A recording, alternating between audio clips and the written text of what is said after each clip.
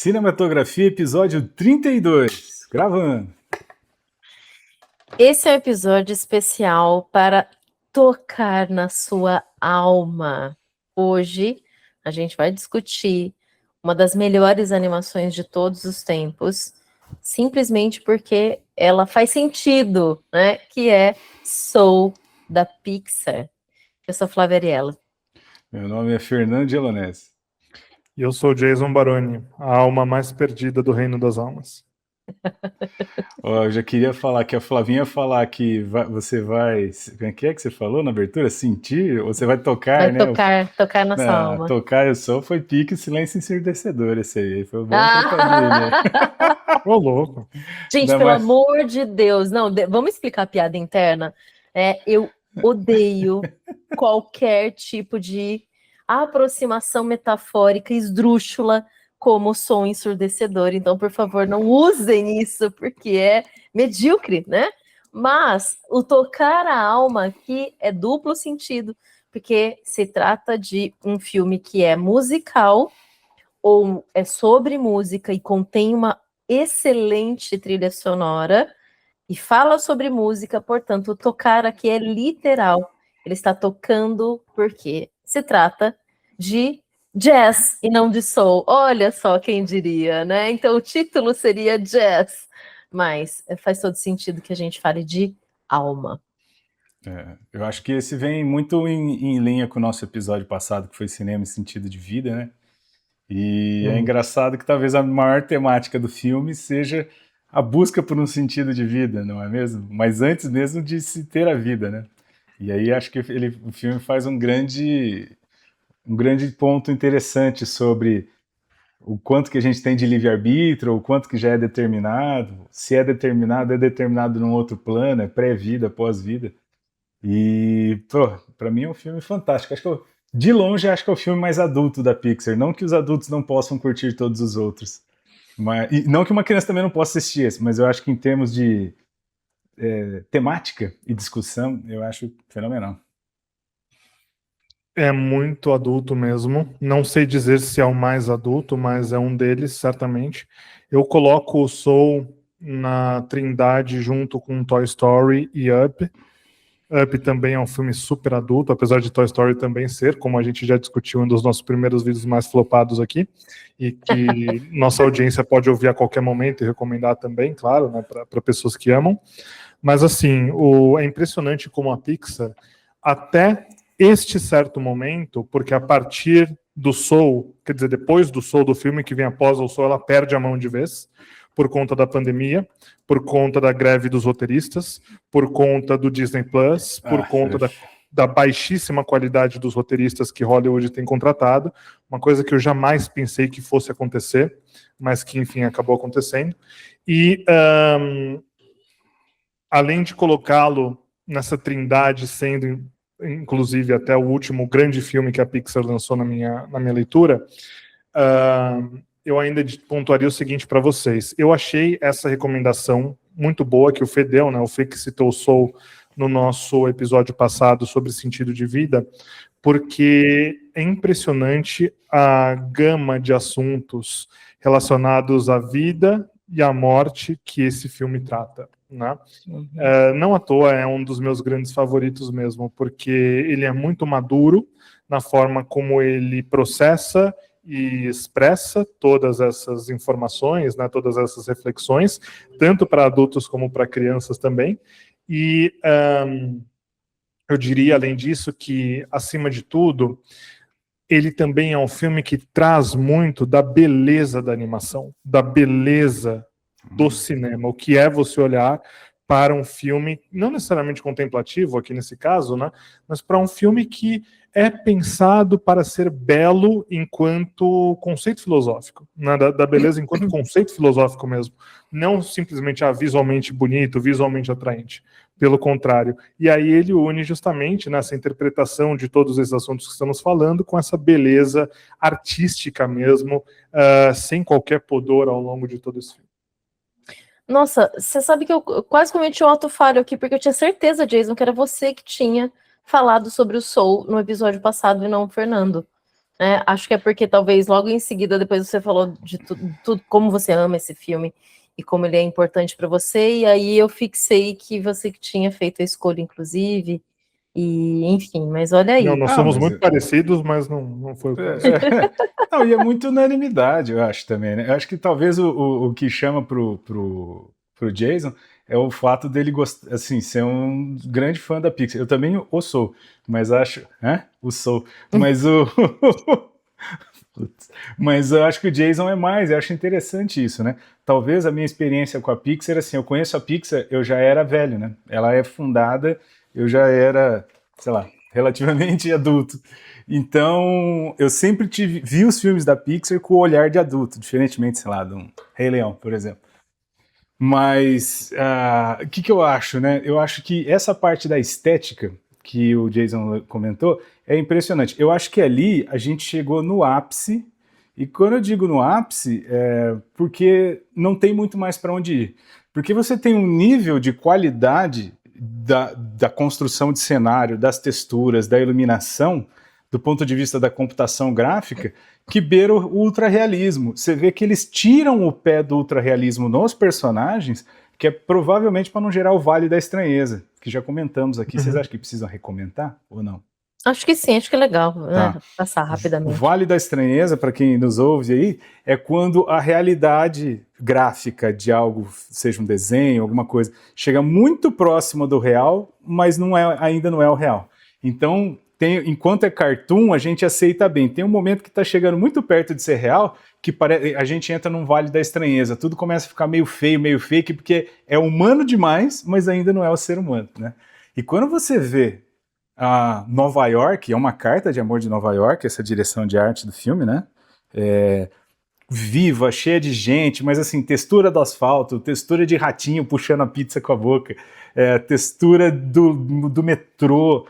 Cara, é impressionante. Tem uma cena que ele tá sentadinho, né? Encolhido num canto ali, com o sol batendo e tudo mais. Você fala, caramba, se não fosse esses personagens, parecia uma imagem de uma foto. Então, eu acho que em termos de qualidade de textura, lembrando que esse filme foi lançado em 2020, correto? 2020. Então, eles devem ter feito uns 4, 5 anos de produção. Ele pega ali mais ou menos 2016 até 2019, em termos de tecnologia, de computação gráfica. É o máximo. Eu acho que daqui para frente a gente só vai encontrar mais realidade, né? Mas que isso fica tipo inteligência artificial hoje em dia, que fica uma realidade meio esquisita.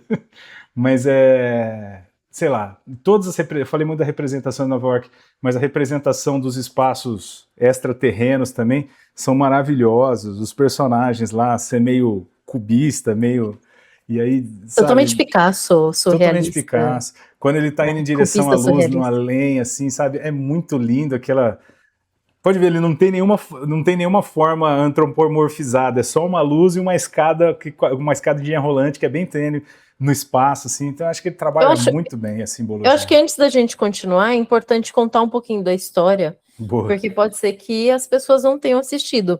E aí eu já quero É muito provável que não tenham visto. É muito provável, né? Bom, eu tenho ótimas lembranças que eu já vou contar. Mas antes de mais nada, eu queria fazer uma crítica aqui. IMDb, quem é que faz as apresentações dos textos dos filmes? Meu Deus do céu, tá tudo sempre tão errado. O que acontece? Né? Porque, gente, eu vou ler aqui, mas não faz o menor sentido. Eu tenho uma aqui também, se achar que não faz muito bem, eu busquei outra fonte. Um músico que perdeu a paixão pela música é transportado para fora do corpo e deve encontrar o caminho de volta com a ajuda de uma alma infantil. Tá tudo errado aqui. Esquece. Não é essa a sinopse do filme. Esqueçam, não é essa a sinopse mesmo. Posso falar outra sinopse aqui, ó? Joey Gardner, que é o nome do personagem principal, é um professor de música do ensino médio que sonha em se tornar um músico de jazz profissional. Num dia que finalmente consegue uma grande chance, tocar com a lendária Dorothea Williams, ele cai em um bueiro distraído e morre. Sua alma acaba no Grande Antes, onde conhece 22, uma alma e não uma criança, que nunca encontrou sua centelha para ir à Terra. Juntos tentam encontrar um caminho de volta, e Joey descobre o que realmente significa estar vivo. É isso, cara. Perfeito, é isso. Não precisa inventar essa porra aí. Qual é a fonte dessa sinopse, Fê? É o Claude.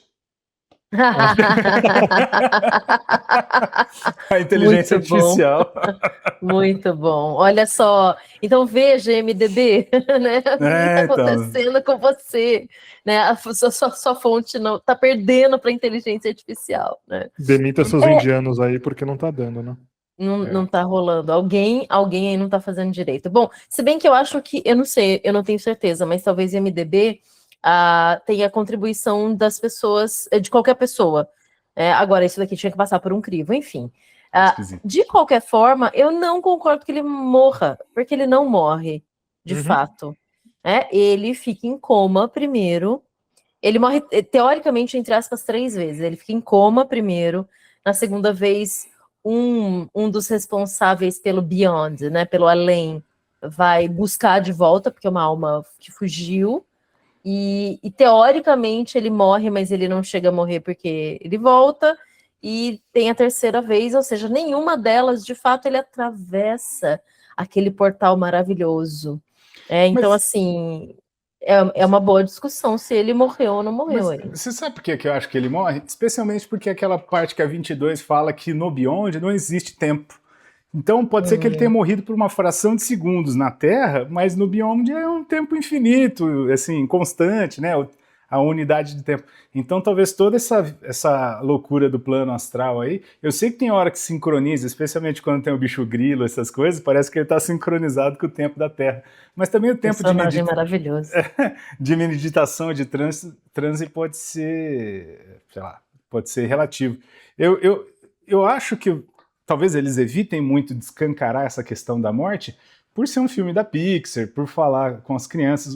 Eu acho que assim, eles não escondem totalmente, tem um sentido de perda mesmo, ou pelo menos de transição da Terra e tudo mais, mas eu não sei, eu sinto que ele acaba morrendo mesmo, né? Porque... Porque, segundo a lore do filme, então, o plano terreno e o plano do além-vida teriam um certo contato. Então pode ser que ele não tenha morrido mesmo, né? Sei lá. A minha hipótese é que ele não morreu, porque senão ele teria sido dado como morto no hospital, né? E ele estava sendo assistido a todo momento. Então ele não morre, mas há a desconexão entre o corpo e a alma. Isso com certeza, incluindo do gato ao final. Né? Quando você viu a alma do gato passando na esteira. Mas um dos momentos que eu mais ri de ver a alminha do gato indo embora na esteira, né? Aí, não, é muito bom. Que é assim, a experiência do quase morte. Né? E eu penso que assim, toda a narrativa do filme ela se dá a partir dessa experiência do quase morte, porque não é nem que ele dribla a morte, não é o caso, que ninguém dribla a morte, só que a morte não é uma personagem aqui, ela é uma, como eu posso dizer, ela é uma circunstância por se tratar de um filme infantil, então ela não vira personagem. Só que ele aprende a aceitar a morte ao final. Né? Então ele está pronto para se entregar, mesmo que ele viu que realizar o sonho dele não era tudo aquilo mesmo, né? Mas aí ele ganha uma segunda chance. Gente, o Joe Gardner. Não, eu ia falar que assim, eu sinto que no caso a morte não é bem uma entidade em si, mas é um fato que acontece. O mais perto que a gente chegaria de um coveiro é o do Abaco lá, é o Terry, né? Terry são os outros, né? Que depois, o Terry, que depois ele vai buscar nos arquivos e tal. Seria o mais perto de um coveiro, mas ele é representado mais como um burocrata do que necessariamente como um ser, né? Isso é muito interessante. Depois eu acho que eu quero voltar nisso para falar um pouco melhor, mas é legal porque, como é uma história, primeiro é uma história que pode ser infantil, afinal é uma animação, mas de fato, acho que um acompanhamento de um adulto aí para falar certas coisas é primordial. A criança vai entender, mas tem alguns pontos que é interessante trazer para a conversa, mas por se tratar desse universo que fala sobre vida, morte e o além, e o que é o além, e o que povoa o além. São muitas figuras que não têm forma exatamente porque aí encaixa qualquer religião. Isso é sensacional, porque daí você está lidando com uma ideia de Deus, de deuses, quem são? Tanto faz, são muitos, e você está num ambiente extremamente acolhedor, que prepara, mas que existe uma certa lógica em funcionamento, e isso serve para absolutamente qualquer lógica religiosa. Então, eu diria que é um excelente filme para você trabalhar fenômeno religioso do que é a vida após a morte ou do que tem por trás. Não vai jogar isso na conta de ninguém especificamente, porque a gente pode olhar para os Jerrys, ou em português, os Zés, o nome é ótimo, né? Zé, porque é genérico, né? Para todos os Zés que estão ali, que são esses que cuidam das almas que vão nascer, e como qualquer tipo de ser extramundo. Você pode pensar, encaixar o que você desejar. E isso é sensacional. Mas eu queria ouvir vocês um pouco falando de cada um desses espaços, então, como é que o filme trabalha e como é que vocês perceberam isso. Graficamente, eu acho que o filme é muito deslumbrante quando ele vai trabalhar isso, né? É um absurdo, cara. Não, todos. Olha, vai você. Pensando na representação visual, eu primeiro, antes mesmo dos espaços, né, dos cenários, eu preciso ressaltar a minha admiração pelo conceito das almas, pela forma como eles retratam as almas, porque elas são uma matéria mutável, né? Elas são flexíveis, então elas até brincam ali de tomar determinadas formas e tal. E eles conseguem, claro, atribuir isso não só aos arquétipos das personalidades, mas também às aparências, né? E discernir uma alma da outra e principalmente brincar com o fato de que são parecidas ao mesmo tempo. É muito bonito ver aquele glow, né? Aquele brilho laranjó, verde, roxo, um pouco azulado arroxado, ali, isso. né? É muito bonito. Ao mesmo tempo eu penso, nossa, como é que eles não fizeram por exemplo, um site interativo onde as pessoas fariam a própria alma, desenhariam a própria alma, né? Parecidas consigo mesmas, né? Porque a gente está na pós-modernidade e não se faz mais isso, não se pensa mais nisso. Mas se fosse um filme dos anos 90, por exemplo, fatalmente, ou começo dos 2000, teria uma experiência dessas na internet, por mais básica que fosse. Mas esse conceito que compreende uma diversidade, uma pluralidade de cada alma com base na autenticidade de cada pessoa, né? Eu acho muito formidável. E não é uma coisa que você vê no cinema, não só da mesma forma, claro, porque foi uma representação inovadora de personagem, mas a ideia, a inventividade, você não enxerga isso. E é um atributo da Pixar, né? Como a gente falou no caso de Toy Story, por exemplo, essa grande ideia, como que eles retratam ali brinquedos que, enfim, você encontra no quintal de qualquer criança, naquela época, claro, não encontrava, mas enfim. Então a representação das almas é muito bonita, né? A gente falou aqui de todos os personagens ali do sobrenatural, né, que também são representados em estilos diferentes do estilo Pixar. Isso é muito interessante, porque você tem ali uma mistura de cubismo com um surrealismo, né, em algumas cenas, até mesmo quando eles precisam assumir formas, né? Você tem o Jerry ou Terry, o contador? Terry. O Terry, por exemplo, assumindo a forma de um quadro do Mondrian, por exemplo, né? como divulgação do Museu de Arte Moderna de Nova York. Então, assim, é isso que a Pixar sempre foi e deixou muito de ser a partir do Soul, depois do que veio depois do Soul, mas aí eu falo isso mais para frente. E com relação aos espaços, eu penso que igualmente, porque a gente está falando dos mesmos criadores, né, dos mesmos artistas que de fato pensaram, ao invés de em si mesmos, em coisas que às vezes nem eles próprios acreditam, mas como que eles poderiam imaginar esses espaços sobrenaturais sem cair em determinadas interpretações religiosas, né? Então, por exemplo, começa pelo Great Beyond, que é, ou pelo menos não no Great Beyond, né, mas a passagem para o Great Beyond, que é o grande além, né, o que a gente entende pelo além mesmo, numa linguagem popular, que é justamente aquela esteira meio que num espaço isolado, né, num espaço sideral isolado, cheio de estrelas e tal. É claro que na maior parte do tempo no filme, aquela esteira ela fica vazia, né, porque o foco precisa ser nos personagens, mas tem momentos ali que eles mostram diversas almas indo de uma vez só para o buraco, para aquele buraco de luz, né, para ser um pouco mais otimista. Então eu começaria pensando justamente tem um nome, né, eu não lembro qual que é o nome desse ambiente aqui, eu posso até dar uma olhada, vocês lembram qual que é em português aqui? Ah, ixi, agora. Não consigo lembrar Ah, essa esse é parte. o grande Da, além da esteira, né? O grande além é onde as almas ficam, é né? aqueles ainda que é o espacinho. Será que é o Azona ou não? Não sei. Eu não lembro certinho Não, qual que não, não é a é. zona. A zona. É. Talvez seja a A zona, zona. talvez seja a Não, zona, sim. talvez seja a zona, sim. Eu acho que É. sim, Eu acho que desão. sim. É que são muitos espaços, né? A gente tem muitos ambientes ao mesmo tempo aqui sendo cortados e Sim. tal. Mas eu Uhum. tô falando justamente do ambiente da esteira e que, assim, porra, eu vi o trailer desse filme no cinema porque era para ser um filme de É o cinema. plano. Perdão, é o plano astral. Ou não? Não, Não, perdão, não não é. é o plano astral. Plano astral é para Não. onde eles vão.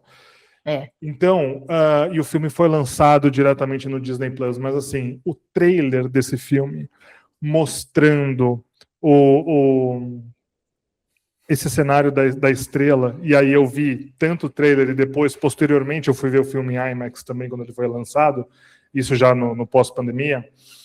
Isso numa tela grande, gente, é como se nós estivéssemos naquela esteira a caminho do encontro, aí sim, do que seria a representação religiosa ou não de cada um, né? Indo de encontro à luz no fim do túnel ali, né?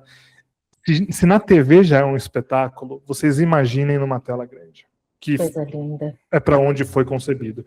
E, de novo, esse é o poder do cinema, e isso, mais uma vez, prova, como a gente já falou uma série de vezes aqui nos nossos primeiros vídeos, que a animação ela não perde em nada para filmes atuados, para filmes como hoje a gente chama de live action, né, de ação viva, digamos assim. Mas eu começo com esse ambiente. Muito bom. Deixa eu só comentar uma coisa que é muito importante aí, fazendo a conexão com análises que a gente tem de espiritualidade, de religiosidade, que quando você analisa a cinematografia, especificamente a questão de cor, de escolha de cores aqui, isso é muito importante. São dois tons, basicamente, que a gente tem, principalmente no The Great Before, que é exatamente onde ficam as alminhas, que é esse arroxeado, azulado, é tudo uma tonalidade que ela é um pouco fria, mas ao mesmo tempo ela não está apagada, existe muita luz.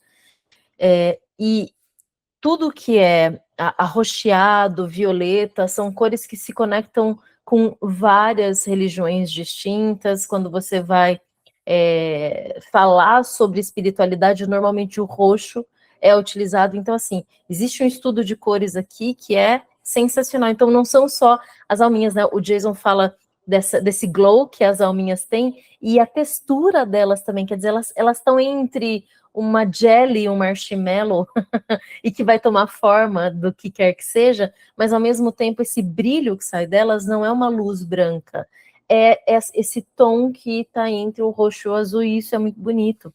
Então, essa escolha não é uma escolha aleatória, ela é deliberada, porque você automaticamente conecta isso com qualquer tipo de espiritualidade, qualquer tipo de plano astral, qualquer tipo de além, independente, novamente, de qual religião que for. Então, isso é muito, um detalhe muito preciso. E aí, quando vai para a Terra, aí é Nova York, né? Aí o esquema é outro. Eu acho que assim, até mandando um abraço para os meus amigos semióticos aí, persianos especialmente, eu acho que para eles conseguirem chegar nessa representação das almas, foi ir reduzindo a representação do que seria antropomorfizada, né, de uma figura humana, ao mínimo possível, né? Então você tem, é o que vocês falaram, é uma bolinha glowzinho com olhos, né, uma bochechinha corada, uma redondinha só para você ter um ponto de ancoragem, e de vez em quando aparecem as mãos. Mas em compensação, para a gente continuar compreendendo o personagem do Joey, quando ele está em alma, o rosto ainda mantém. Então qual que eu acho que é a grande sacada? As alminhas que ainda não encarnaram, é o que a Flávia falou, ela está só meio esférica, né? Só um Marshmallow. marshmallowzinho, né? E depois que você tem uma primeira encarnação assim, você acaba já adquirindo certas características que formam o eu. Eu acho que nesse sentido, esteticamente, a Pixar é muito feliz porque eles entendem mesmo que essa representatividade, quanto mais pictórica mesmo e neutra, abre espaço para qualquer, não só religião, mas para qualquer cultura interpretar aquilo como algo de outro espaço, né? E eu acho que isso é super interessante porque, acho que o Jason falou, né, de uma sensibilidade da Pixar de abrir um pouco a mão da estética já padrão dela até então. Não que acho que o Divertidamente 1 saiu antes, não foi? Foi. E no Divertidamente 1 ele já brincava muito com outras texturas e outras formas de animação em alguns lugares que eles vão, mas especialmente esse, né? Como eu falo, são quadros, aí tem outros elementos que parecem quadros cubistas ou quadros um pouco surrealistas. E essa total descaracterização é o que abre espaço para a gente, semioticamente falando, encaixar os significados que cada cultura quer, entendeu?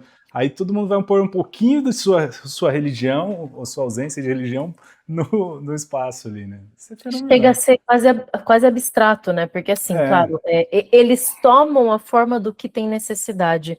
Então, conforme eles movimentam, eles vão fazendo um shape novo. E isso é muito abstrato. Assim como a religião é muito abstrata, e o plano do além é muito abstrato. Então, você não dá forma nisso é brilhante. É simplesmente, além de ser muito correto com todas as religiões, é brilhante porque e eu acho que isso impulsiona a narrativa da história, porque o fato de ser essa forma super simplificada e também a ausência de sentidos, eles não têm tato, eles não têm cheiro, eles não sentem gosto, e isso ajuda a enredo e a narrativa a andar para frente, porque a personagem 22, ela tem muito medo de, talvez, a gente vai entendendo isso através da trama, né, de encarnar, de nascer, porque ela não sabe como é que vai ser lá. Ela acaba rejeitando, achando que nunca viu nada, é sem graça, mas é porque, de fato, essa ausência de sentidos parece muito nulo, né? Aí fica uma boa representação. A importância da vida é justamente você encarnar, passar a ter as limitações que o sentido traz, mas, ao mesmo tempo, a expansão sensorial que ter sentido traz, né? E aí poder saborear a vida, e acho que isso é muito bonito esteticamente, mas já passando para a narrativa, que traz um elemento subtexto para o enredo assim, muito bom, cara. Que daí você, pode crer, a gente reclama pra burro às vezes de estar por aqui, mas a gente pode sentir cheiro, gosto, prazer, né, toque, e às vezes a gente toma andar, né? O próprio andar acaba sendo um diferencial para as alminhas que nunca andaram. E aí a gente, durante o enredo, vai sacando que pode crer, a gente toma isso como algo ganho, como algo dado, como algo natural, mas se a gente for pensar, a ausência disso seria um saco, né? Seria uma coisa bem esquisita. Então, ter essa possibilidade é muito bom. Então, a estética contribui para a narrativa num ponto muito louco aí. Eu acho que é muito acertado em todos os aspectos. E como você citou, Flávia, o Grande Antes, né? Como ambiente, o que você acha da representação dele?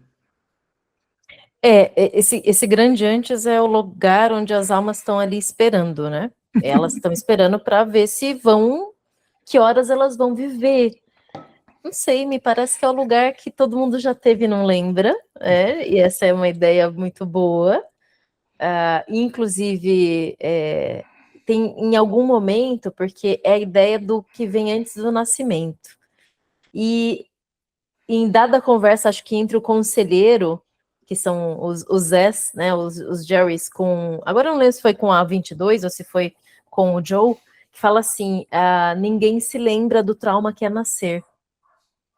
E é necessário que você esqueça do trauma que é nascer. Gente, isso é sensacional, assim, também. Porque você ter toda essa constituição desse ambiente e que você tem um monte de alma que, em princípio, parece muito feliz, mas o que elas estão fazendo lá? Além de esperar para nascer, elas estão ganhando personalidade. Estão começando a ser moldada, né? E é muito delicado, porque aí entra uma grande discussão. A gente nasce já com alguma coisa, uma discussão filosófica clássica. Se a gente concorda com os empíricos ou com os racionalistas, né? Segundo os empíricos, a gente é uma folha em branco. Então você é jogado no mundo e vai absorvendo dele. E o filme traz isso. Só que também traz essa ideia de que você já vem com alguma coisinha, que é a base dos racionalistas. Algo, tem uma centelha, tem alguma coisa que vem com você. e aí é o traço da personalidade que eles vão recebendo ali. Então eles entram numa filinha, né, e passa por uma construção qualquer lá, e aqui, aqui vocês vão ser os apáticos, né, alguma coisa assim do gênero, né, aqui são os animados, e poxa, isso faz todo sentido. Por quê? Porque é o temperamento, eu chamaria de temperamento e não, né, só de personalidade, porque a personalidade, de fato, você vai construindo depois ao longo da vida. Mas isso é também de uma delicadeza, quer dizer, deve ter tido toda uma pesquisa psicológica para poder discutir esse tipo de coisa, né? Agora, essa questão de trauma, eu achei sensacional, né? O trauma do nascimento precisa ser esquecido, porque senão ninguém sobreviveria depois disso. Ninguém sobreviveria depois de nascer, né? E também tem uma fala ali super interessante, que é quando o Joe chega e ele quer a qualquer custo voltar, e ele conhece a 22 e ela é super cínica, é uma alminha que não quer nascer. Pô, você E quer ela mais não quer cinismo? nascer porque ela aprendeu o que significa viver na Terra com as companhias dos Que são doutores que guiaram ela, né? A Maria são quem, Antonieta né? representada só pela cabeça. É muito bom, É só a muito cabecinha, né? bom, é muito bom, gente. Maria Antonieta, quem tá mais? Acho que é o Isaac Newton, aí tem o Gandhi, eu não lembro. É a Newton, São Madre várias, gente. Teresa. A Madre Madre Madre Teresa, Teresa ela Teresa, desistiu joga. dela. Eu amo todo mundo, menos você. Deus do céu. É bom demais, né? E É. aí o Joe, né, chega ali nesse contexto e ele tenta, acho que, socar ela, fazer alguma coisa assim, chacoalhar, e aí ela fala uma coisa genial, né? Aqui você não consegue massacrar uma alma. Isso a Não, é ela Terra que vai bate fazer. nele, ela começa a estapear ele e mostra que isso não é Verdade, possível. Uhum. E aí, mas ela diz para ele, aqui você não consegue fazer isso, porque isso fica a critério da Terra, de quando você nasce, né? A vida vai te massacrar, não é aqui. É brilhante, né, esse momento. Mas, enfim, eu acho que também cinematograficamente, essas divisões que são propostas ali, entre esse, né, o grande antes, o grande além, e esse espaço que é desenhado, inclusive eu acho que a gente tem uma percepção que você entrou num grande filme, assim que o Joe morre, assim que ele cai no buraco, ele vai sendo transformado e passando por diversas camadas, e em cada uma dessas camadas tem um traço diferente. Literalmente, ora ele tá em 2D, ora ele tá em 3D, ora ele tá colorido, ora ele tá em preto e branco, e tem uma referência muito evidente a 2001 Odisseia no Espaço. Ou, se preferir, a Interstellar. Mas, para mim, aquilo é 2001 Odisseia no Espaço, que ele está atravessando, né, vários feixes de luz, assim, né? Essa referência acontece, eu acho muito legal, que é quando ele resolve fugir da finitude. É quando ele já está na esteirinha subindo, e lembra que ele vai andando para trás, ele pula para a fila, na hora que ele atravessa meio que uma parede de éter ali, para cair nessa espaço das almas aí, ele tem essa viagem, que eu acho que é uma homenagem clara aos dois. Eu acho que é a 2001 e ao Interstellar. 2001 porque tem muito daquela visão tunelada, e Interstellar porque tem uma hora que vem, parece que é o Tesseract meio tridimensional, quadridimensional. Então, mas é a Pixar sendo a Pixar, né, cara? Você assiste o filme inteiro, tem referência, cara, em tudo que é lugar, inclusive coisas da Pixar mesmo, que é muito bom. Falando em referência, duas coisas legais que eu tive em conversas com alunos, assim. Essa semana ainda eu estava trocando uma ideia com os alunos, falando que eles estão se preparando para, né, eles estudam arte, e aí de onde vêm as fontes de inspiração, e só tem uma fonte de inspiração para arte, é a vida. Você tem que viver e você tem que ter experiência, porque é assim que você ganha referência. Essa galera que está trabalhando aqui para fazer esse filme especificamente tem referência. Então, não tem como você trabalhar uma forma que lembra algo que é cubista se você não estudou isso antes. Isso é extremamente importante.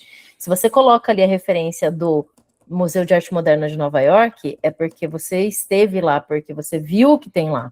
Isso é muito importante. Mas a minha melhor conexão com esse filme e com os alunos foi: eu sempre trabalho com filme em sala de aula, seja o curso que for, E aí eu trabalhei uma vez com os alunos de história e deixei livre que eles escolhessem filmes para discutir determinada questão filosófica, e teve um trabalho lindo sobre Soul, lindo. Então, veja que legal quando você dá abertura para que as pessoas trabalhem em filmes que elas gostam, e de repente você é agraciado com alguém que teve uma brilhante interpretação desse filme, né? Então, isso para mim é a parte maravilhosa de ser professora. Bom, que é o ponto do filme, né? Também. A gente não pode esquecer disso.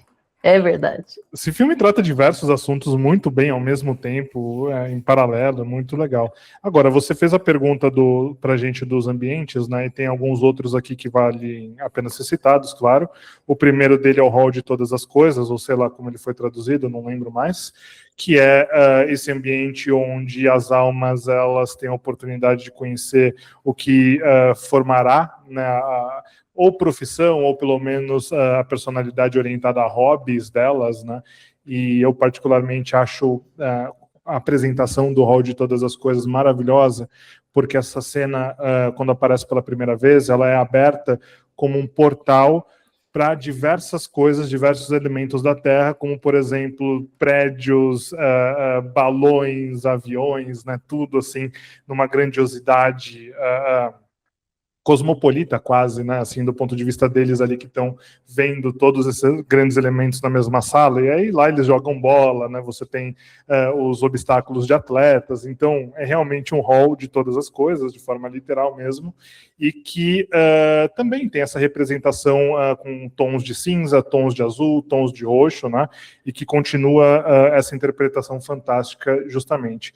E nós temos ali também o plano astral, que é o lugar onde nós vemos ali as almas perdidas, né? E eu penso que esse é um ambiente muito importante porque é onde são representadas as almas da modernidade, né, em particular, ou seja, as almas que não têm um sentido de vida. Não diria que são os nihilistas ou céticos ou qualquer coisa que seja, mas são as almas que estão presas em obsessões mundanas, né, que é o que a gente poderia entender ou como pecado, por exemplo, ou também como coisas que adoecem a alma, né, de forma literal. O que vocês acham dessas representações? Eu acho que é uma das melhores partes do filme. Eu lembro a primeira vez que eu assisti e eu fiquei chocada porque é muito assustador. E revendo essa semana, eu continuei achando assustador. É muito assustador. Porque são monstros feitos de pó. E para você salvar, você precisa desintegrar esse pó, porque a pessoa está imersa naquilo, é muito feio de ver. Elas são monstros negros, né, desse pó, e os olhos muito brilhantes, e só isso. E eles ficam repetindo a mesma coisa nessa obsessão horrível, né, de trabalho, ou de perda, ou de insegurança. Traumas, né? Traumas medonhos. E quanto mais eles revivem vagando. os traumas, mais eles crescem dentro dessas mesmas camadas, né? Então eles ficam gigantes em si, eles se retroalimentam, né? É horrível, é horrível. E é assustador. Só que é interessante ver que eles estão nesse plano astral, eles têm as almas perdidas ali, mas também tem, ao mesmo tempo, uma das melhores figuras do filme, que é o bicho grilo, que vai com o barco dele para salvar essas almas. E também é o mesmo ambiente para onde vão as pessoas que estão na curtição. Então é muito interessante. Quem está na curtição está planando sobre as almas perdidas ali. Isso é brilhante também, eles colocarem no mesmo ambiente, né? Eu acho que assim, esse casulo que forma em volta das pessoas, que a Flavinha até falou como grão, né, e o Jason citou que é o invólucro, eu acho que de fato são camadas e mais camadas de traumas que as pessoas vão tendo, ou assim, que são, e não é aquele trauma cabal, assim, pode ser microtraumas, né, tanto que uma das representações que ele faz é um rapaz que trabalha no mercado de Wall Street. Provavelmente, assim, a não ser que você tenha uma quebradeira, você não tem um trauma único, mas é aquela coisa de todo dia você ir se desumanizando, você se automatizando, você perdendo essas características de sensibilidade e tal. Então você fica meio que um zumbi traumatizado ali, preso naquela roda. E aí, outra das coisas que eu acho que o próprio filme trabalha, que você perde, é o sentido de vida. Não que o sentido seja muito claro, mas a vida deixa de ter qualquer sentido, não é ter um sentido, né? Eu sei que às vezes a gente pode não achar o sentido, mas pelo menos ter a perspectiva de achar um, tá bom. Eu acho que ali é quando as pessoas perdem a esperança de mudar, de viver, de fazer qualquer coisa além. Tanto que quando ele o bicho grilo consegue, por exemplo, dar um empurrãozinho no cara, ele larga tudo, né? E vai ser outra coisa da vida, justamente por causa disso. Abre uma linha de perspectiva que eu acho que no final é uma mensagem que o filme quer passar, que não é necessariamente que temos um propósito único, fechado, que a gente tem que ser obsessivo e ir atrás, mas assim aproveitar meio que o livre-arbítrio que a vida tem a partir, talvez, de uma referência, de uma experiência que a gente já tenha meio que embutida desde quando éramos alminhas para entrar.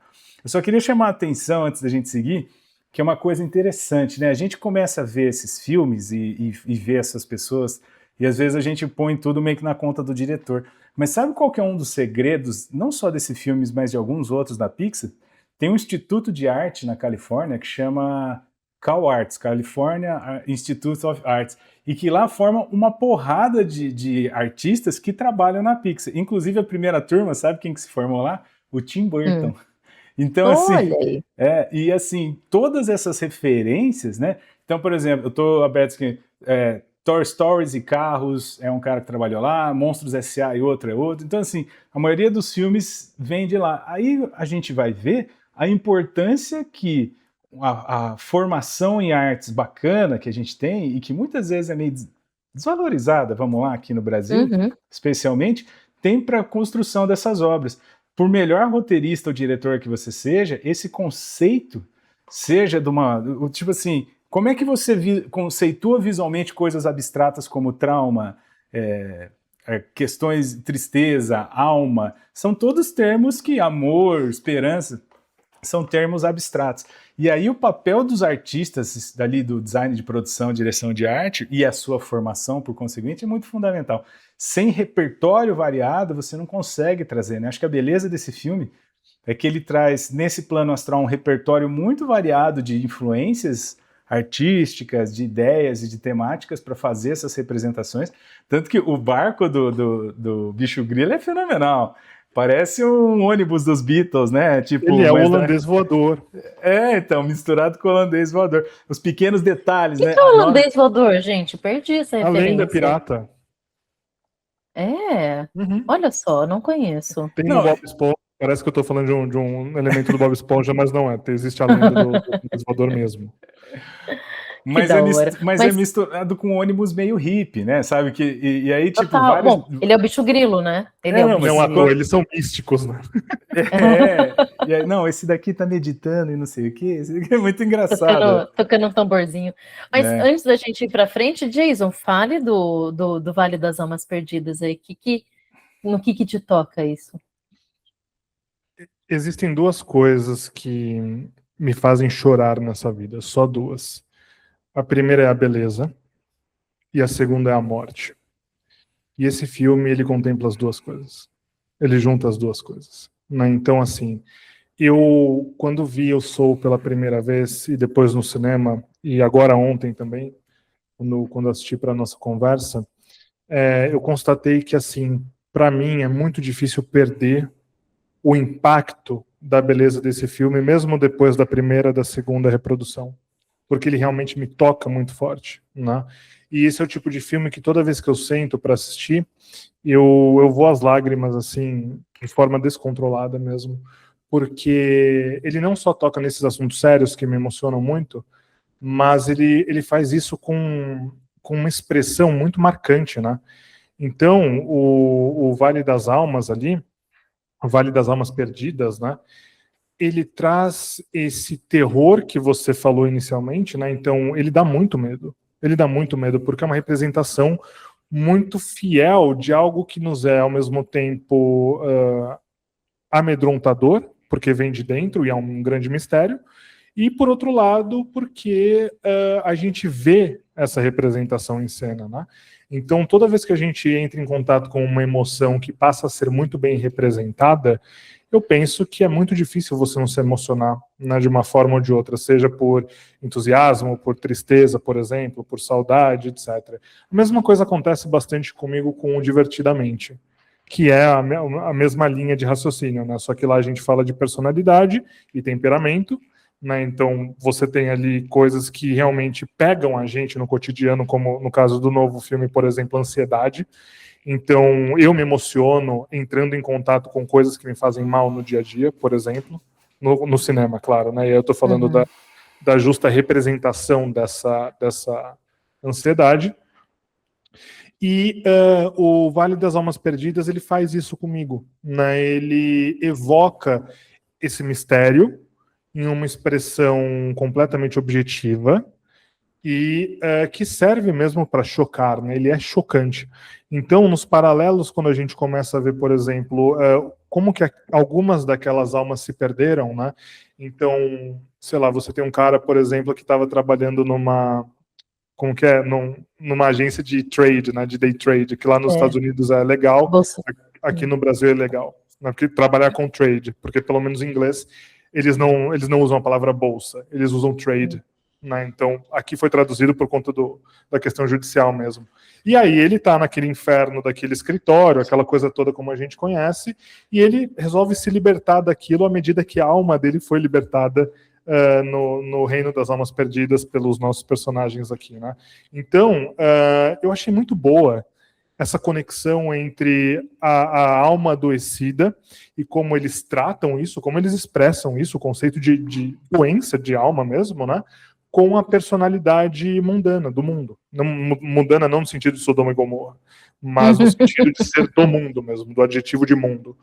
Então, eu acho emocionante, cara. Eu acho emocionante. E quando a gente olha isso, claro, a partir de uma avaliação autocrítica, né?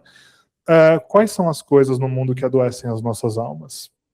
Não no sentido de nos prenderem num vício, né? Não estou falando de chegar a esse ponto, por exemplo, mas que nos tiram, nos desconectam das nossas almas, como, por exemplo, as redes sociais em excesso, que fazem com que a gente fique ali no doom scrolling, né? Que é aquela rolagem do fim do mundo, por exemplo.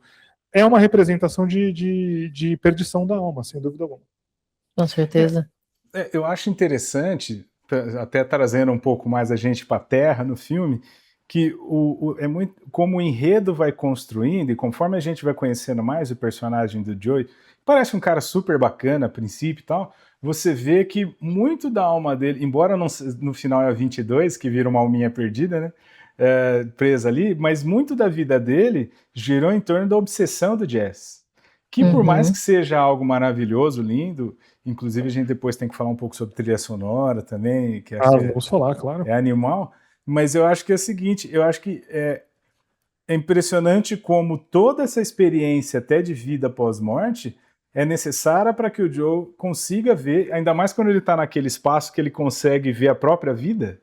Lembra que quando ele está mostrando para 22? Que ele consegue trocar. Que lembra que ele está se passando por um terapeuta que ganhou o prêmio Nobel. Não tem nada a ver com ele. Aí ele vai lá e troca para você não é o cara. E aí ele consegue vislumbrar a vida dele numa timeline grande e começa a entender, e acho que isso ele só vai terminar de entender isso lá na barbearia, o quanto que a vida dele é pautada única e exclusivamente pela jazz. Que por mais que seja algo muito bacana, às vezes essas obsessões fazem a gente perder a noção como a vida pode ser legal, como a vida pode ser bela, né? Eu acho muito bonitinho na hora que ele tá, tudo bem que ele tá no corpo do gato, né? E aí ele vê a 22 no corpo dele falando coisas que ele não falaria normalmente, e as pessoas começam a ouvir, a barbearia para ouvir ele. O próprio barbeiro falou, legal que dessa vez você não falou só de jazz e tal, muito bacana. Ou seja, você vê que às vezes a sua obsessão te torna uma pessoa meio xarope e ela acaba fechando portas. Porque pode ver, ele consegue abrir a porta de ser um músico de jazz de novo, não quando ele está obcecado com a técnica ou com, sei lá, a transcendência de jazz. É quando ele põe o pé na porta e se coloca como ser humano. Eu sou bom pra caramba, eu acho que eu tenho que tomar um lugar nessa banda aí, você não pode me tirar. Que ele nunca faria isso porque ele acha que não, só se eu tocar bem, e isso eu conheço muitos músicos que infelizmente param nesse paradigma, né? É tão viciado na técnica, na música, no movimento e nos ideais, que não entende que é essa relação humana que faz as coisas estourarem, fazem as coisas funcionarem, ou ter uma certa apreço pelos outros, né? Eu acho que esse filme toca nisso e gostaria de ouvir um pouco de vocês também, o que vocês acham disso. Essa mensagem de a obsessão é um problema, vocês acham que fica claro para vocês também? Foi algo edificante durante o filme? Olha, para mim ficou bem evidente, e é legal até você citar que existem obsessões que são boas. Você ser um ótimo músico, gostar de determinada coisa que em princípio te faz bem, legal. Mas isso também, quer dizer, a falta do equilíbrio é algo que te cega. E aí você deixa passar a vida porque você fica perseguindo a perfeição. E não sei por que eu tinha para mim que o fim do filme era outro. Eu assisti o filme quando saiu e agora. E aí, quando chegou no final, e é um final aberto, é um final maravilhoso, eu tinha na minha cabeça que ele ia se dar conta de que, de fato, ele queria voltar a ser professor, e era isso. Mas não é assim que o filme termina. E aí eu fiquei maravilhada, de novo, né, com o final, que é muito bom. E isso é excelente, por quê? Porque ele entendeu que é o processo que é interessante, que é a vida em si que é interessante, quer dizer, uma alma precisou habitar o corpo dele para ele entender as pequenas coisas, os detalhes, o cotidiano, o sabor da vida, literalmente.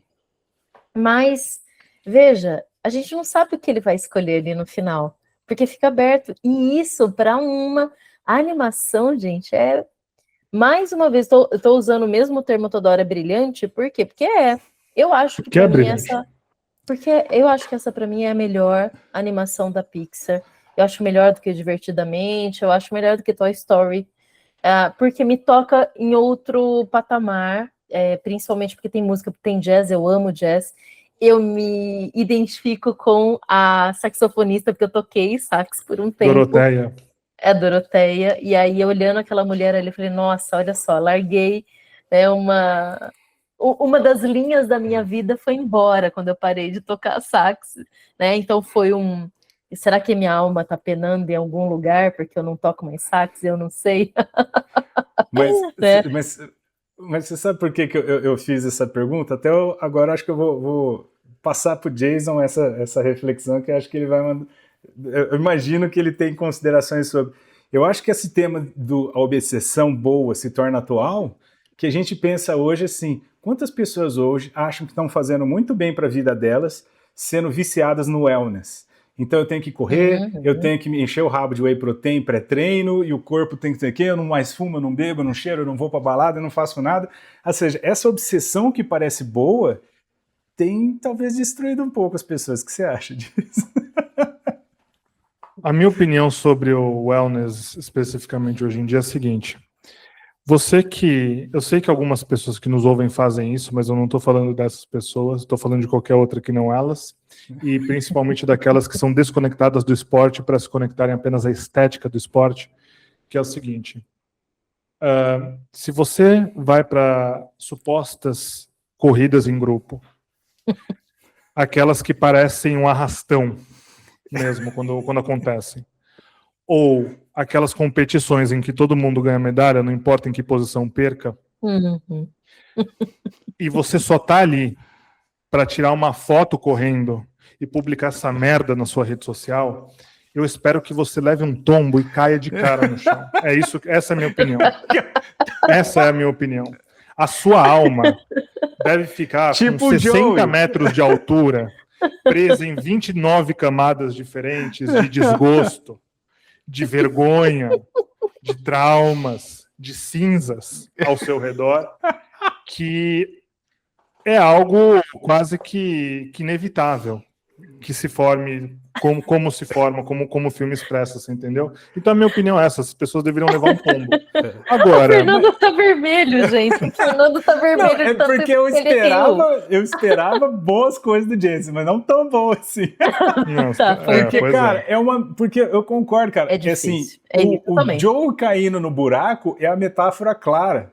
As pessoas estão tão perdidas na sua obsessão que elas vão morrer pela obsessão, Uhum. entendeu? É um problema cardíaco, é gente estourando de tomar. Veja, eu acho que ter vida saudável é muito bem, eu também tento, mas esse negócio de ficar assim, performando o tempo todo, né? Tipo, eu tenho que correr, é o pace que aumentou. Eu tô pegando, mas já foi a paleteria mexicana e o CrossFit. Já aconteceu essas coisas, entendeu? Então, assim, eu acho que isso é um tema que meio que perpassa o filme, meio transversalmente, e não sei se todo mundo entende isso, mas eu acho que para quem assiste o filme, quem já assistiu e está nos assistindo, ou quem vai assistir, presta atenção como esse tema é muito atual. Essas obsessões que a gente vai criando na vida e que tiram o brilho da vida e a complexidade. A beleza da vida é justamente essa complexidade, multiforma, viver diferentes experiências. Aí você vai se travar num objetivo único, cara. É a receita para você ficar aquelas almas escuras lá. Véio. Mas foi por isso, Fê, que eu citei as redes sociais, porque assim, no filme é retratado como uma obsessão profissional e pessoal para com a arte. Então a gente tem um personagem que, por exemplo, eu não lembro se é quando acontece ou quando ele volta pro sobrenatural e ele está refletindo sobre aquilo no final do filme, e ele fala: este foi o dia em que eu de fato comecei a viver. O dia que ele toca com a Doroteia. Porque ele teve a epifania profissional dele, ele teve um momento de cartaz da apresentação que ele fez, com uma puta cantora e saxofonista de soul, no caso, né? Porque a banda pode tocar jazz, mas a expressão dela é principalmente de soul. E daí vem o filme, né? O nome do filme.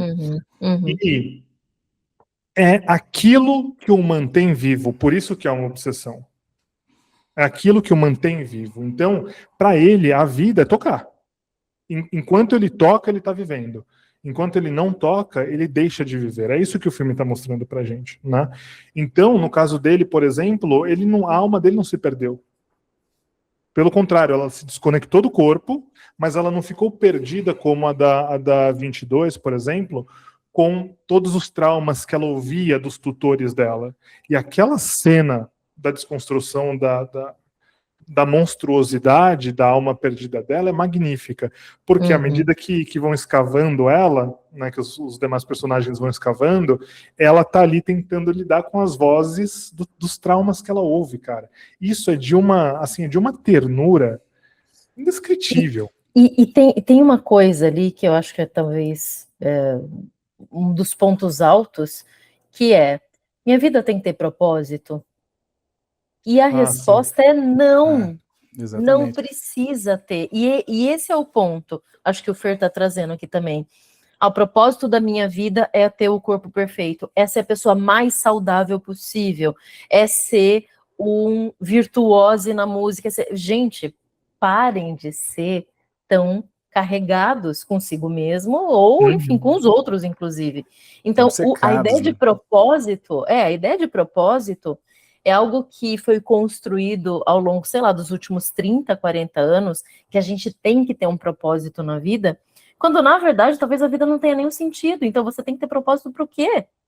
Agora, veja, não ter zero sabor pela vida é um problema. Então, você não precisa de propósito, mas você precisa experimentar a vida. E talvez, se você ficar o tempo todo buscando propósito incansavelmente, você perde o paladar. E aí, você vai se transformar uma alma perdida mesmo. O Jerry, com J. Tem uma cena também ao final que o Joe, ele vira para ele e diz o seguinte: então eu entendi que a música é o propósito da minha vida. E aí o Jerry dá risada e fala: não, mas é tão básico, como assim você não consegue entender que propósito é o sentido que você dá para a vida? Então você não nasce com nenhum propósito.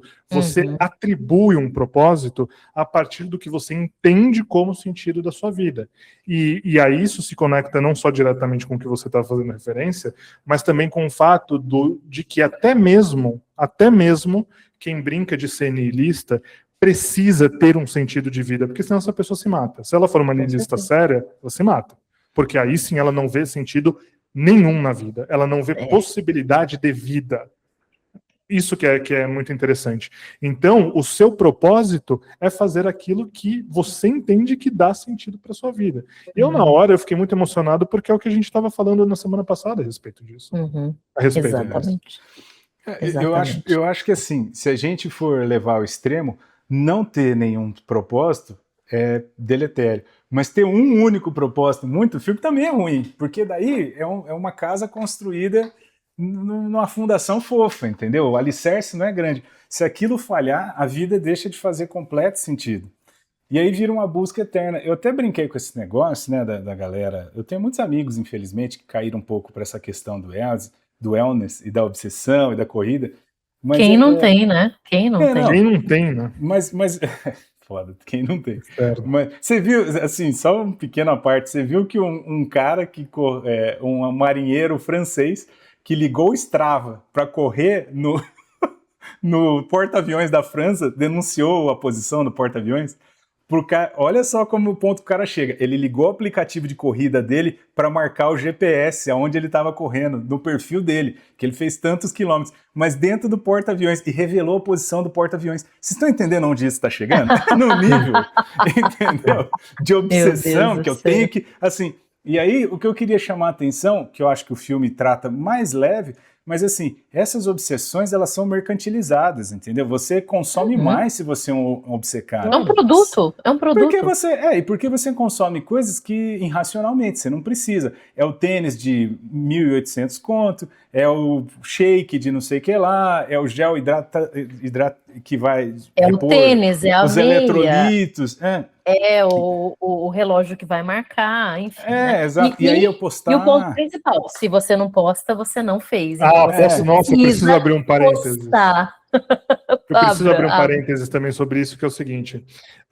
Já tá dando 2 horas de episódio, foda-se também, porque a nossa conversa tá maravilhosa. 1 hora e 2 aqui. minutos, dá-lhe aí. Que Mas assim, recentemente, com os ataques que o Irã fez naquele... Israel? Não é Israel. Jerusalém, perdão. Não foi em Jerusalém, foi no Emirados Árabes. Uhum. E aí saiu na mídia, né, naquela semana que estava tendo essa pequena retaliação aos ataques de Israel, aí sim de Estados Unidos, mas que eles também fizeram no Emirados Árabes. Não sei se foi de propósito ou porque eles erraram ou porque o míssil não era desse longo alcance, mas enfim. E aí teve um cara que estava na rua ali no Emirados Árabes e ele filmou o momento em que o míssil estava se aproximando do prédio. Então ele filma o momento do míssil se aproximando, o míssil batendo no prédio, explodindo, e aí o que ele faz? O retardado, ele inverte a câmera na gravação, começa a se filmar e aí ele coloca a mão no rosto assim, ó. O que isso quer dizer? Que ele aproveitou a circunstância para fazer pose de surpreso pelo fato político histórico que ele estava vivendo naquele momento. Isso é um marcador da idiotia da pós-modernidade. Não tem como não olhar para o passado. Globalizada, lógico. É globalizada, né? Então, assim, tudo é um produto para as redes sociais. Então, uma pessoa dessas, com certeza, tem uma alma adoecida, acorrentada num smartphone do tamanho de um prédio no Reino das Almas Perdidas. Sem dúvida. Gente, tem... Não, pode falar. Tem uma citação linda que eu sempre fico pensando sobre ela nesse filme, que é a conversa da Doroteia com o Joe depois do primeiro show. Sim. E ele sai de lá e ele começa a pensar sobre o que aconteceu e tal. Ela fala, aí, o que foi que você tá com essa cara? Aí ele fala, não sei, eu tava esperando que isso fosse ser o melhor dia da minha vida e tal, mas ele tá com uma cara estranha, ele não tá achando aquilo o melhor dia da vida dele. E aí ela faz aquele conto, aquela historinha do peixe que chega pro ancião e fala, estou procurando o oceano, né? E aí o ancião olha para ele e fala, oceano? Isso é o oceano. Ele fala, não, isso aqui é água, o que eu quero é o oceano. Como é que vocês interpretam isso? Cara, eu entendo que é isso. As pessoas, no caso o peixinho, as pessoas estão sempre buscando algo que seja transcendental, maior, para ganhar uma medalha maior, para se conectar maior, para ter mais dinheiro. E assim, a próprio ato de viver já é a dádiva. por um pouco do que conversamos na semana passada. A chance de estar vivo é tão pequena, nos milhões e milhões de possibilidades que existem no universo, isso palavras do Ateu, mas assim, de fato né? A chance é muito mínima. E aí as pessoas ainda estão procurando coisas maiores, sendo que elas já estão dentro do oceano, porque um oceano é um mar de possibilidades, acontece tudo lá. E aí, não, isso daqui é só água, eu quero o oceano. Cara, você não está entendendo que o oceano é a própria água.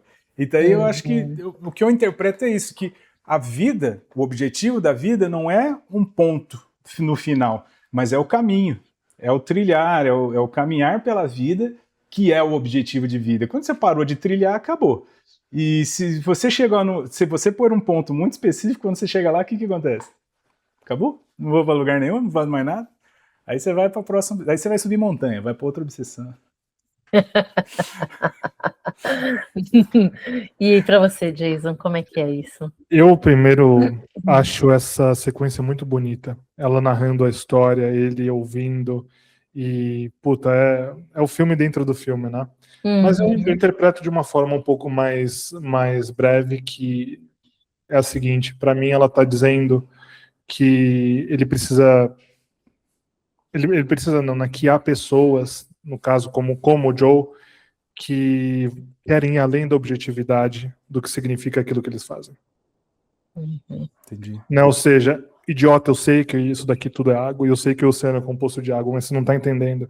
Eu preciso ir além desse pedaço de água, pedaço de forma figurada, lógico, onde eu estou inserido hoje. Eu preciso ultrapassar os meus limites, entendeu? Porque eu quero aquilo que não é o que todo mundo enxerga. Nem o que todo mundo conceitua, por exemplo, né? Que é a ambição de um artista e também de um professor, né? Sem dúvida.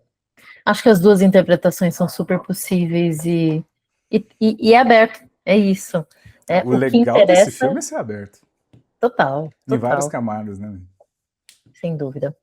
Vamos para as músicas, então, e fechar falando um pouco da relação da música aqui, que é muito evidente. E aí? Olha, eu acho que antes de falar só das músicas, é o sincronismo de música e animação, né? Você vê ele tocando piano, o movimento dos dedos, além de ser movimentos muito parecidos com o pianista mesmo, é uma sincronia que eu não via desde o Tom e Jerry. Lembra aquele episódio que, que eles vão tocando? Não, os detalhes, né, de como você coloca a alma da música naqueles personagens, a alma da música naqueles personagens é sensacional. É a hora que você olha para os dedos, são dedos de pianista, você vê as juntas um pouco mais grossas, os dedos longos, a forma que se movimenta, e a hora que está solando, que fecha o olho, você está imerso naquilo. E todo aquele gozo artístico também representado, né, visualmente, do piano levitando, eles ficando isolados, assim, puta merda. Não, e na hora do show em si, depois ele suando, passando por diversos tipos de música, você tá na fritadeira ali e tal, e de repente você vai para uma coisa da calmaria, e depois volta para uma coisa mais gingada, e depois todos eles suando, como é assim que é um show. Não tem show que o artista termina, ele tá sequinho e tal, senão ele não se deu ali, né, também. E quão bonito não é a apresentação da Doroteia, né? Contra a luz, ela tocando, o sax dá uns brilhos, né, cara? Enquanto ela tá tocando, assim, e você vê a reverência do Joe em relação a ela, e já no primeiro encontro, além de ser uma música muito boa, ele perde a mão porque ele viaja pro plano astral, né? Já fica todo... Ele se entrega na música e perde o compasso do que é uma outra coisa também que mostra a obsessão dele, né? Ele tá tão conectado à música que daí quando ele tá tocando em banda ele se perde pro lado dele sozinho, transcendental. Assim. Eu acho fenomenal. Sem contar que as músicas são lindíssimas, cara. São muito lindas. Era isso que eu ia falar. Eu abri a lista de músicas aqui só para vocês terem noção. Claro que isso tudo vai aparecendo de forma picada, né, ao longo. Mas a gente tem ali Charles Mingus, Bob Dylan, Erykah Badu, Herbie Hancock, quem mais? O Bob E Dylan é um bicho grilo no carrinho, né? No barco, não é não? eu acredito que sim, eu acredito que sim. Ele é uma mistura, né? Bob Dylan com Robert Plant ali. Tem, Não, eu tem, digo, mas tem acho que um pouco de toca, né? Quando tudo. apresenta, acho que toca O a música. barco, né? É, Não, gente, é só assim a coisa fina do artistaço, fino né? do fino, né? Marciele, então, A, coisas muito boas. outra coisa que é linda da trilha sonora é aquela personagem trompetista, acho que é asiática, ela parece, né? Que ela quer desistir, mas daí ela começa a tocar e terra tal. dele, né? Trombone, cara, é bem legal e é bem bonito as partes dela de trombone ali, você vê que, pô, é muito bem construído. É muito legal nesse filme com a música se entrelaça com a ação e vira um motique, né? Algo que leva a narrativa à frente, assim, né? Ela não tá lá só de pano de fundo, ela constrói a narrativa, gente. Muito bom. Que é o propósito do filme, né? A trilha sonora original, que é a versão instrumental, né, das trilhas sonoras do filme, não as músicas cantadas que aparecem, ou pelo menos não todas, ela é feita pelo John Batiste, que é um cantor influente aí entre o que seria o soul, o R&B e o jazz, né? Ele circula nesse meio, e também composta, principalmente aí sim, as canções puramente instrumentais, pelo Trent Reznor e o Atticus Ross, que são do Nine Inch Nails. Né? O Atticus, eu não sei se ele ainda toca no Nine Inch Nails, aliás, eu nem sei se o Nine Inch Nails está ativo, mas eu sei que Boa pergunta. o Trent Reznor, ele continua, enfim, fazendo os trabalhos dele, e eu acho ele um compositor, enfim, assim, fantástico mesmo, para dizer o mínimo, e o Atticus Ross, parceirão dele aí de vida, também faz um excelente trabalho, os dois juntos estão aqui, né? A gente tem algumas músicas que eu chamo a atenção na trilha sonora. Pô, é uma trilha com 42 músicas, não é pouca coisa, tá? Mas assim, Enjoy Every Minute, que é o momento em que em que o Joe, no formato de alma, ao fim do filme, ele dá aquele salto de fé com a 22 e ele aceita a morte jogando ela para vir para a Terra mesmo, né? Aproveite cada minuto da sua vida, enjoy every minute. E a principal, né, que é o tema dos dois juntos, chamada Just Us, que segue It's Alright. São as três músicas finais, Enjoy Every Minute, It's Alright e Just Us, que fazem uma sequência melancólica e ao mesmo tempo linda, emocionante, que pauta ali o final do filme, né?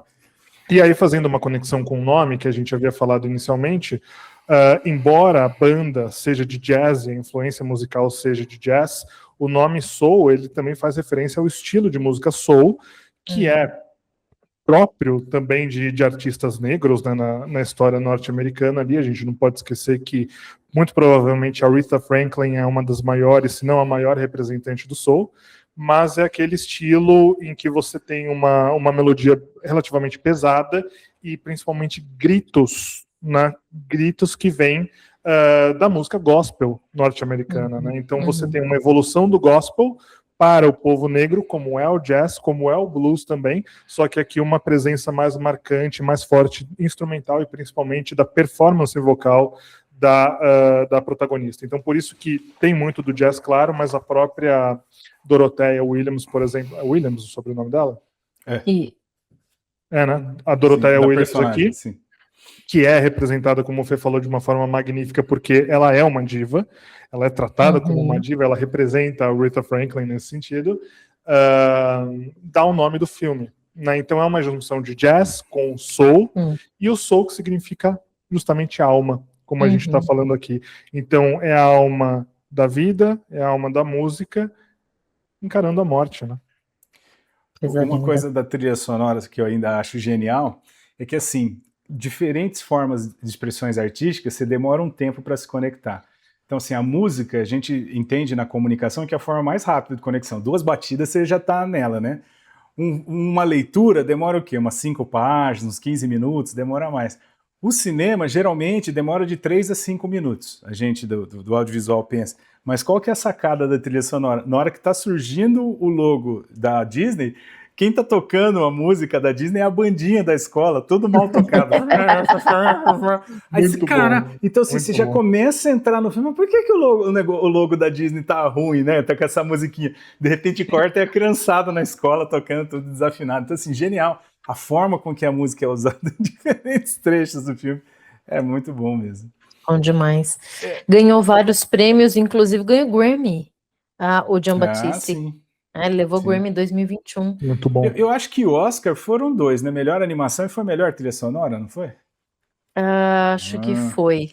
A trilha o Vou melhor checar animação, aqui. com certeza, 2021. Globo de Ouro também levou. E a Best Achievement in Music. Então, acho que sim, trilha sonora, né? O que Desculpa, Fê. Não, Eu ia mudar de fala, assunto. Pode falar. Não, eu ia mudar de assunto. Continua. Eu só ia falar que é extremamente sério. Ó, ele ganhou melhor trilha sonora, melhor animação e competiu, mas não ganhou o roteiro original. Uhum. Mas foi indicado. De novo, o apelo por esse filme ele não foi o que poderia ter sido, porque ele foi previsto para o cinema e o lançamento dele foi primeiro postergado, aí sim por conta da pandemia, só que para lançarem já no começo da pandemia, eles fizeram isso para promover o Disney Plus. E aí juntou tudo. Eu não lembro se o Disney Plus foi lançado em 19 ou 20, acho que foi em 19, mas eles precisavam, a Disney precisava ali provar que tinha conteúdos exclusivos para o Disney Plus e novos também. Por isso que eles lançaram o Soul, Turning Red, ou aqui no Brasil Red, que foi o que eu falei na semana passada, que é um filme que eu acho muito mediano ali, apesar de eu entender o apelo, porque ele tem uma representação bonita, e o Luca também, que deveria ter ido para o cinema e foi direto para o Disney Plus. Então, esses 3 filmes, eles não sofreram por conta da pandemia, porque eles poderiam ter sido postergados. Eles sofreram por conta da decisão executiva de adicioná-los ao catálogo do Disney Plus, e ninguém ficou sabendo deles naquela época, porque o Disney Plus não estava difundido no mundo inteiro. Acho que nem no Brasil a gente tinha o Disney Plus ainda. Ou se tinha, era muito recente, algo assim. É por isso que não se fala tanto de Soul, e é por isso que a gente não vê, por exemplo, tantos brinquedos, tantos produtos licenciados, porque ele não teve o apelo popular por ser um filme pouco conhecido. Então, essa importância da gente trazer o filme aqui, que já não é um filme que foi, enfim, feito ontem, como a gente está falando, já é um filme de 5 anos atrás, né, que ainda não teve anúncio de sequência, espero que não tenha nunca, mas duvido que isso vai acontecer, e que, é uma puta história que precisa ser mesmo promovida. Você sabe, Jason, que você estava falando um negócio, né, que eu quero dizer, das coisas que o filme é bom e a galera não valoriza como eu acho que deveria. Uma das coisas que eu acho assim que é feito magistralmente é a representação da cultura negra no filme. Puta, tudo é muito bem colocado, desde os traços estéticos, né, nariz, cabelo e tal, até a comunidade, a barbearia, os cortes de cabelo, o próprio posição do jazz como fruto de uma cultura negra americana e tudo mais. A diversidade dentro desse contexto. Exato, exato. Você tem, pode ver a mãe costureira e as pessoas dentro da barbearia, você vê diferentes personagens negros quase 100% dos personagens. E é isso que eu ia falar, é um filme sobre também cultura negra, né? Sem dúvida. Não vejo ninguém falar. Ouço o pessoal falando de Wakanda, e tá certo falar, do Pantera Negra. Mas, cara, não, e é um filme que fala, puxa, que legal, porque trouxe... Porra, pra mim esse filme traz muito e exalta a cultura negra de uma maneira maravilhosa. Põe uma lupa desse tamanho, né? Ou seja, você vai falar de alma, você poderia ter escolhido música clássica, você poderia ter escolhido música celta, você poderia... Não, mas por que o jazz e o soul e a música negra? É porque ela tá mais ligada com essa característica transcendental de alma, não sei o que lá. Que a gente vê nos Sinners, né? Nos pecadores. Maravilhoso. Não pode esquecer a conexão de uma coisa com a outra, né? Como que os 2 filmes eles expõem justamente isso, né? Então há um movimento dentro de Hollywood que quer reconhecer isso como de fato uma cultura. Inclusive, vários personagens desse filme, né? A gente pode até entrar nessa onda para dizer o seguinte. Claro, é um filme que retrata ali a cultura negra, então tem muitos personagens negros, tem muitos personagens gordos, tem muitos personagens que, por exemplo, são asiáticos, que você pode interpretar até mesmo como árabes ou muçulmanos de fundo, e no Divertidamente tem a mesma coisa, principalmente no segundo, onde você vê, por exemplo, quando você olha para a classe, para a sala de aula, e aí você vê que cada pessoa é diversa, é assim que se coloca a diversidade em uma história. Mostrar que em um planeta que retrata a Terra, ou se for Star Wars ou Star Trek, que você pode usar a questão espacial, mas enfim, você tem uma grande diversidade de pessoas, de pensamentos. O próprio Joe, quando ele conhece a 22 lá em cima, ele fala, pô, você fala como uma mulher branca de meia idade. De verdade. Que Porque é Tina uma fala. Fey. É porque a Tina Fey que tá representando ela, né? E ela, assim, Mas é um estereótipo. essa é uma frase que hoje em dia é uma frase de negros, né? Que negros apontam e falam, olha, o branco fazendo branquice, por exemplo, mas que não é identitária, que assim, ela tem o porquê de estar É ali, só uma entendeu? constatação da realidade. Isso é diferente de você escrever um roteiro e falar, você é um branco vagabundo, por exemplo, ou você é um paulista e você é um vilão e você odeia nordestinos porque você nasceu em São Paulo. Você entendeu o que eu estou falando? E outra, Olha a diferença de como se apresenta o conceito de diversidade que realmente existe no mundo, que realmente existe na sociedade, versus uma projeção narcisista de alguém escrevendo o roteiro. não, e embora o Joey fale isso, a 22 não é uma personagem chacota. Veja, ele coloca nesse contexto, mas você vai ver, é uma personagem complexa, com profundidade. Então, eu entendo muito o que o Jason fala e eu tenho muito dessa opinião também. Não é que para valorizar uma cultura você precisa dinamitar a outra ou diminuir a outra. Como eu acho que, por exemplo, aí não sei se a gente pode entrar, porque estamos no alto, né? A gente não falou do Oscar, né? Mas, cara, como, tipo, eu não concordo que Uma Batalha Após a Outra é um filme foda para ganhar o que ganhou. Porque ele ridiculariza. Ele não consegue mostrar essa diversidade sem, para elevar um, ter que ridicularizar o outro. E eu acho que uma das coisas legais do Soul é justamente isso. Ele exalta a cultura negra sem momento nenhum, sabe? Tipo, precisar espizinhar qualquer outra coisa. Até porque não precisa perder tempo com isso. Os caras são foda mesmo, como são, com a cultura que desenvolve e tal. Os pecadores, eu acho que trabalham isso de uma maneira melhor também. Até porque a expressão cultura negra, ela tem um peso político, ela tem um peso histórico, mas cultura negra é cultura, como qualquer outra. Apesar de seu valor histórico, apesar de seu valor, como eu estou dizendo aqui, político também, que são importantes. Mas assim, eu quando ouço álbuns de blues, álbuns de jazz, álbuns de soul, álbuns de R&B, eu não vou falar, vou colocar agora um álbum de negros, da cultura negra para ouvir. Por quê? Porque isso é orgânico. Isso faz parte também de quem nós somos. Isso faz parte do que gostamos de consumir do ponto de vista cultural. Então é muito importante que a gente tenha um filme que até seja político. O meu problema nunca é político. O meu problema é quando fica político partidário. Esse é o meu problema. Porque aí o filme tenta te dar uma lição de moral, simplesmente porque é a projeção do roteirista que está ali, que é justamente o que a gente está falando. Não é o caso de Soul, e eu não vejo como sendo o caso de Uma Batalha Após a Outra também. Eu não sei se a gente deve enveredar muito desse lado, mas eu acho... Pode ser um novo vídeo. Eu acho a Batalha Após a Outra muito panfletário e ele ridiculariza muita gente, inclusive, infelizmente, acho que os mexicanos são tratados e os nativos americanos são tratados de maneira ridícula. Mas enfim, quem sou eu na fila? Bom, vamos finalizar aqui então. Soul. Se você não assistiu, assista. Vale a pena. Esse não é um filme de criança, ainda que uma criança possa entender. Então, se uma criança pode entender, você com certeza entenderá também. Dê essa chance para a sua alma. Você é muito otimista. Estou otimista hoje, talvez. É porque eu acho que a criança ela não tem muita nem preocupação em entender, ela tem a preocupação em apreciar. E acho que esse filme também, curtir, por mais que a gente deixe cabeção a discussão, é um filme para curtir, sabe? Sentar, ouvir o som, se emocionar, chorar, de uma maneira que não é fake, entendeu? Você se emociona porque você sente empatia pelo personagem. Acho que sem dúvida.